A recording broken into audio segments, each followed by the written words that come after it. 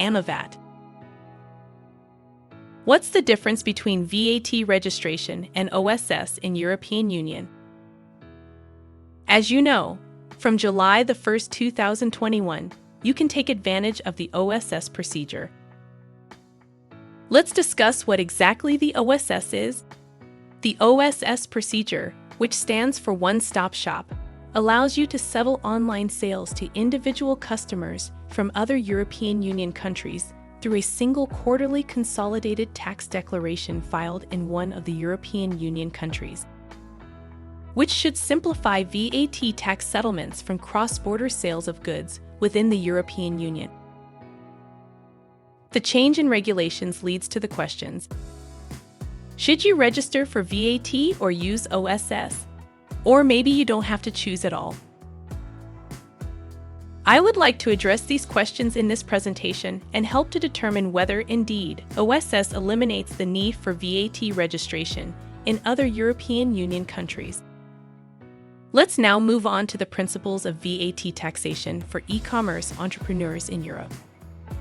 The VAT tax obligation for cross-border sales arises usually at the moment of delivering the goods to the customer or receiving the payment, depending on what occurred first.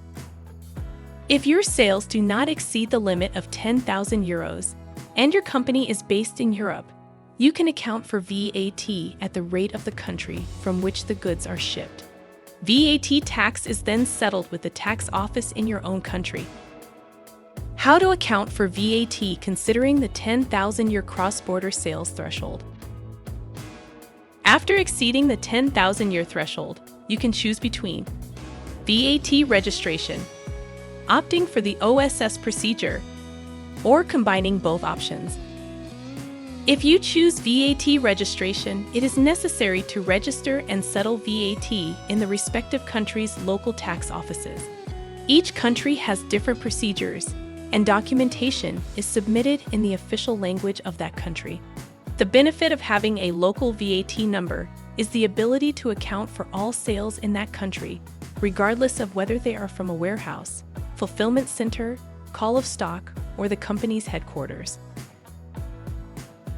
An alternative solution is registering for OSS in your company's home country if it is based in the European Union, and submitting declarations quarterly in your native language. This option is particularly useful for entrepreneurs who sell B2C and who don't own warehouses and are not using the fulfillment center in other countries.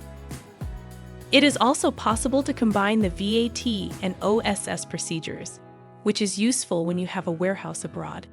In this case, OSS declarations are submitted at the OSS point.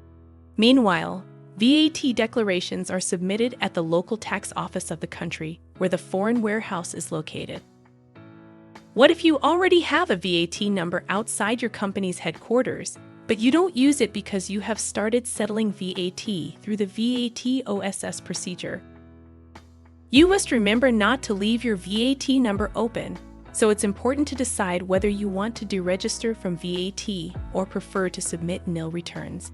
If you are uncertain about how your sales will develop in a particular foreign market, we advise you to keep the VAT number open in the countries in which it is possible until the situation becomes clearer.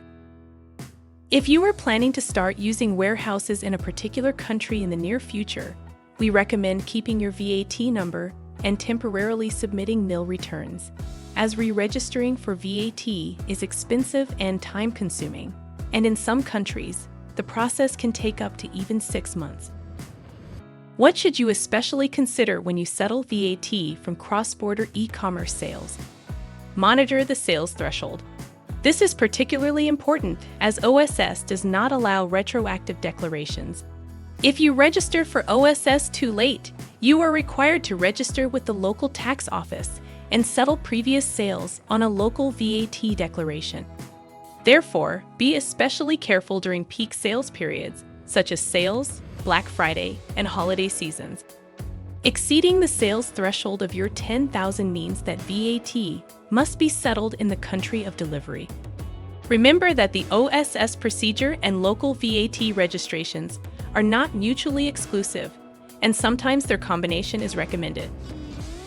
If you need support in the aforementioned matters, we will provide registration for VAT, VAT compliance and deregistration, VAT OSS services for companies with headquarters in Poland and Germany, tax advisory services regarding VAT within the European Union, EU VAT for non-European Union companies, as well as Intrastat declaration support. If you have any additional questions, please feel free to contact us via the contact form. For more information, please visit our website, amavat.eu. Amavat.